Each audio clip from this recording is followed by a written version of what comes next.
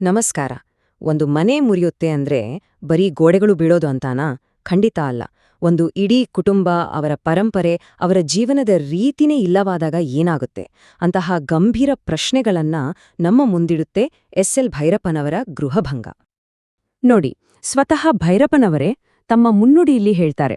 ಅಂದ್ರೆ ಈ ಗೃಹಭಂಗ ಅನ್ನೋದು ಬರೀ ಒಂದು ಟೈಟಲ್ ಅಲ್ಲ, ಅದೊಂದು ಆರಂಭ ಅಷ್ಟೇ. ಅದರ ಹಿಂದೆ ಒಂದು ದೊಡ್ಡ ಜೀವನ ದೃಷ್ಟಿನೇ ಇದೆ ಅಂತಾರೆ. ಏನದು ಆ ಜೀವನ ದೃಷ್ಟಿ? ಬನ್ನಿ ಅದನ್ನೇ ಇವತ್ತು ಅರ್ಥ ಮಾಡ್ಕೊಳ್ಳೋಣ.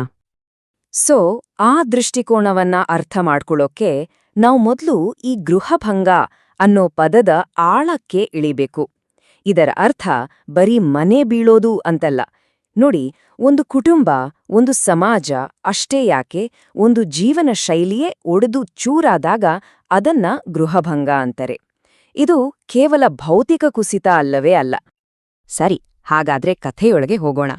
ಈ ಕಥೆ ಒಂದೇ ಒಂದು ಘಟನೆ ಬಗ್ಗೆ ಮಾತಾಡಲ್ಲ, ಬದಲಾಗಿ 20ನೇ ಶತಮಾನದ ಶುರುವಿನಲ್ಲಿ ಒಂದು ಹಳ್ಳಿಯ ಕುಟುಂಬ ಹೇಗೆ ಅಕ್ಷರಶಃ ಸಂಪೂರ್ಣವಾಗಿ ಕುಸಿದು ಹೋಗುತ್ತೆ ಅನ್ನೋದನ್ನ ಕಣ್ಣಿಗೆ ಕಟ್ಟಿದ ಹಾಗೆ ತೋರಿಸುತ್ತೆ. ಈ ಇಡೀ ಕಥೆಯನ್ನ ತಮ್ಮ ಹೆಗಲ ಮೇಲೆ ಹೊತ್ತುಕೊಂಡು ಹೋಗೋದು ಇಬ್ರು ಮಹಿಳೆಯರು, ಒಬ್ರು ಗಂಗವ್ವ ಮತ್ತೊಬ್ರು ಅವರ ಸೊಸೆ ನಂಜಮ್ಮ. ಅವರ ಕಣ್ಣು ಮುಂದೆನೆ ಅವರು ಕಷ್ಟಪಟ್ಟು ಕಟ್ಟಿದ ಇಡೀ ಜಗತ್ತು ನಿಧಾನವಾಗಿ ನೋವಿನಿಂದ ಕೊಳೆತು ಹೋಗ್ತಿರಕ್ಕೆ. ಅದಕ್ಕೆ ಅವರೇ ಸಾಕ್ಷಿಗಳು. ಹಾಗಾದ್ರೆ ಇಷ್ಟೆಲ್ಲ ಆಗೋಕ್ಕೆ ಕಾರಣ ಏನು? ಯಾಕೆ ಆ ಕುಟುಂಬ ಹೀಗೆ ಬೀಳುತ್ತೆ? ಭೈರಪ್ಪನವರು ಕಟ್ಕೊಡೋ ಪ್ರಪಂಚದಲ್ಲಿ ಆ ಕುಟುಂಬದ ಮೇಲೆ ಹೊರಗಿಂದನೂ ದಾಳಿಯಾಗುತ್ತೆ, ಒಳಗಿಂದನೂ ಆಗತ್ತೆ. ಅಂದ್ರೆ ಎಲ್ಲಾ ಕಡೆಯಿಂದನೂ ಹೊಡೆತ ಬೀಳ್ತಲೇ ಇರುತ್ತೆ. ಹೌದು, ಈ ಕುಟುಂಬದ ದುರಂತಕ್ಕೆ ಒಂದೇ ಒಂದು ಕಾರಣ ಇಲ್ಲ. ಮುಖ್ಯವಾಗಿ 3 ಶಕ್ತಿಗಳು ಅವರನ್ನು ಬಿಡದೆ ಕಾಡುತ್ತವೆ. ಮೊದಲನೇದು ಕೊಳೆತು ನಾರುತ್ತಿದ್ದ ಸಮಾಜ, ಎಲ್ಲೆಲ್ಲೂ ಭ್ರಷ್ಟಾಚಾರ, ಅನ್ಯಾಯ. ಎರಡನೇದು ಪ್ರಕೃತಿಯ ಕ್ರೌರ್ಯ, ಪ್ಲೇಗ್, ಬರಗಾಲದಂತಹ ಪೆಟ್ಟುಗಳು. ಇನ್ನು ಮೂರನೇದು ಸ್ವತಃ ಮನುಷ್ಯನದೇ ದೌರ್ಬಲ್ಯ, ಅವರ ಬೇಜವಾಬ್ದಾರಿತನ, ಅವರ ಹೇಡಿತನ. ಅವರ ಪತನ ಶುರುವಾಗಿದ್ದೇ ಒಂದು ಸಣ್ಣ ಮೊತ್ತದಿಂದ, 8,000 ರೂಪಾಯಿಗಳು.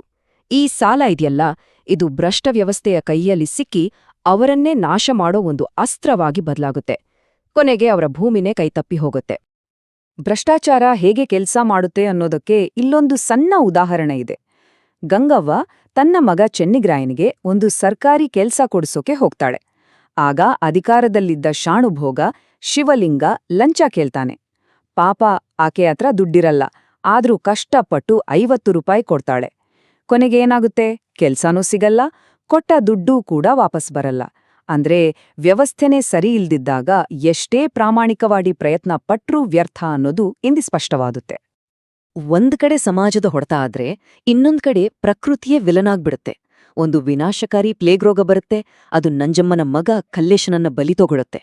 ಅಂದ್ರೆ ಭೈರಪ್ಪನವ್ರು ತೋರ್ಸೋದೇನು ಅಂದ್ರೆ, ಈ ಜಗತ್ತಿಗೆ ನಮ್ಮ ನೋವಿನ ಬಗ್ಗೆ ಯಾವ ಕಾಳಜಿನೂ ಇಲ್ಲ. ಒಂದು ರೋಗ ಯಾವ ಎಚ್ಚರಿಕೆನೂ ಕೊಡದೆ ಬಂದು ಒಂದು ಕುಟುಂಬವನ್ನೇ ಛಿದ್ರ ಮಾಡಿ ಹೋಗ್ಬೋದು. ಆದರೆ ಇಷ್ಟೆಲ್ಲಾ ವಿನಾಶದ ನಡುವೆಯೂ ಭೈರಪ್ಪನವರು ಒಂದು ಅದ್ಭುತವಾದ ವಿಷಯವನ್ನ ನಮ್ಮ ಮುಂದಿಡ್ತಾರ. ಅದುವೇ ಮಾನವನ ಚೈತನ್ಯ.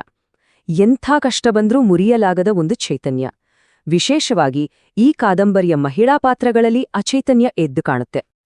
ಕಷ್ಟ ಬಂದಾಗ ಯಾರೋ ಹೇಗೆ ಅಂತ ಗೊತ್ತಾಗತ್ತೆ ಅಲ್ವಾ? ಇಲ್ಲಿ ನೋಡಿ, ಸ್ಪಷ್ಟವಾದ ವ್ಯತ್ಯಾಸ ಕಾಣುತ್ತೆ. ಗಂಡ್ಸರು ಚಿನ್ನಿಗರೆಯನ ತರ ಭಯದಿಂದ ಕುಸಿದು ಹೋಗ್ತಾರೆ, ಇಲ್ಲ ಅಪ್ಪಣ್ಣಯ್ಯನ ತರ ಜವಾಬ್ದಾರಿಯಿಂದ ಓಡ್ ಹೋಗ್ತಾರೆ. ಆದರೆ ಮಹಿಳೆಯಲು ನಂಜಮ್ಮ ಬಿದ್ದ ಮನೆಯನ್ನ ಒಂದೊಂದೇ ಹೆಂಚಿಟ್ಟು ಒಬ್ಬಳೇ ಮತ್ತೆ ಕಟ್ತಾಳೆ. ಗಂಗವ್ವ ತನಗಾದ ಅನ್ಯಾಯದ ವಿರುದ್ಧ ಹೋರಾಡೋಕೆ ಭಿಕ್ಷೆದೇಡೋಕೂ ಹೆಸಲ್ಲ. ಅಂದ್ರೆ ಪುರುಷರು ಕಷ್ಟ ಬಂದಾಗ ಕುಟುಂಬವನ್ನ ಬಿಟ್ಟು ಹೋದ್ರೆ, ಮಹಿಳೆಯರು ಮಾತ್ರ ಎಲ್ಲವನ್ನೂ ಸಹಿಸ್ಕೊಂಡು ಬದುಕುಳ್ದು ಉಳ್ದಿದ್ದನ್ನ ಒಟ್ಟಿಗೆ ಹಿಡಿದಿಟ್ಕೊಳ್ತಾರೆ.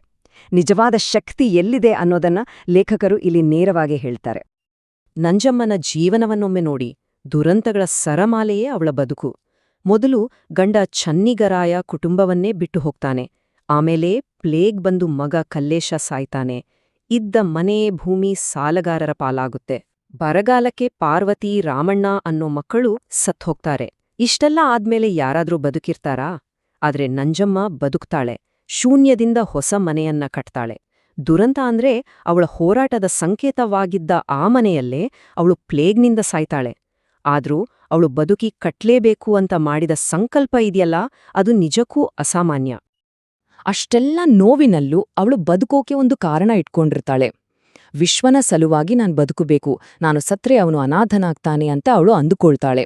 ಸೊ ಅವಳು ಬದುಕುಳಿದಿದ್ದು ತನಗೋಸ್ಕರ ಅಲ್ಲ, ಬದಲಿಗೆ ತನಗುಳಿದಿರೋ ಆ ಒಬ್ಬ ಮಗನಿಗೋಸ್ಕರ, ಅವನ ಮೇಲಿನ ಜವಾಬ್ದಾರಿಗೋಸ್ಕರ. ಸರಿ, ಈ ಕುಸಿತ, ಈ ನೋವು, ಈ ಅಸಾಧಾರಣ ಸಹನೆ ಇದೆಲ್ಲ ಸೇರಿ ನಮ್ಗೇನ್ ಹೇಳುತ್ತೆ? ಇಲ್ಲಿಂದಲೇ ನಾವು ಎಸ್.ಎಲ್. ಭೈರಪ್ಪನವರ ಪ್ರಪಂಚದ ಬಗೆಗಿನ ದೃಷ್ಟಿಕೋನವನ್ನ, ಅವರ ಜೀವನದ ತತ್ವವನ್ನ ಅರ್ಥ ಮಾಡ್ಕೊಳ್ಬೋದು. ಭೈರಪ್ಪನವರ ದೃಷ್ಟಿಯಲ್ಲಿ ಜಗತ್ತು ಹೇಗಿದೆ ಅಂದ್ರೆ, ಮೊದಲನೇದಾಗಿ ಜೀವನ ಅನ್ನೋದು ನ್ಯಾಯವಾಗಿಲ್ಲ, ಅದು ತುಂಬಾ ಕ್ರೂರ, ಅವ್ಯವಸ್ಥಿತ. ಎರಡನೇದಾಗಿ ಈ ಸಮಾಜ, ಪ್ರಕೃತಿ ಇವುಗಳಿಗೆ ನಮ್ಮ ಕಷ್ಟದ ಬಗ್ಗೆ ಯಾವತ್ತೂ ಕಾಳಜಿ ಇರಲ್ಲ. ಮೂರನೆಯ ಬಹುಮುಖ್ಯವಾದ ಅಂಶ, ನಿಜವಾದ ಘನತೆ ಇರೋದು ಗೆಲ್ಲೋದ್ರಲ್ಲಲ್ಲ, ಬದಲಿಗೆ ಎಲ್ಲವನ್ನೂ ಸಹಿಸಿಕೊಳ್ಳೋದ್ರಲ್ಲಿದೆ. ಭ್ರಮೆಗಳನ್ನ ಬಿಟ್ಟು ವಾಸ್ತವವನ್ನ ನೇರವಾಗಿ ಎದುರಿಸಿದಾಗ್ಲೇ ಜೀವನಕ್ಕೆ ಒಂದು ಅರ್ಥ ಸಿಗೋದು. ಹಾಗಾಗಿಯೇ ಇಲ್ಲಿ ಮಹಿಳೆಯರು ತೋರಿಸುವ ಆ ಸಹನೆ, ಆ ಸ್ಥಿತಿಸ್ಥಾಪಕತ್ವ ಇದೆಯಲ್ಲ, ಅದೇ ಅತ್ಯುತ್ತಮವಾದ ಗುಣ ಅಂತ ಲೇಖಕರು ಹೇಳ್ತಾರೆ. ಇದುವೇ ಕಾದಂಬರಿಯ ಮೂಲತತ್ವ. ಹಾಗಾಗಿ ಈ ಕಥೆ ಒಂದು ಹ್ಯಾಪಿ ಎಂಡಿಂಗ್ನೊಂದಿಗೆ ಮುಗಿಯಲ್ಲ.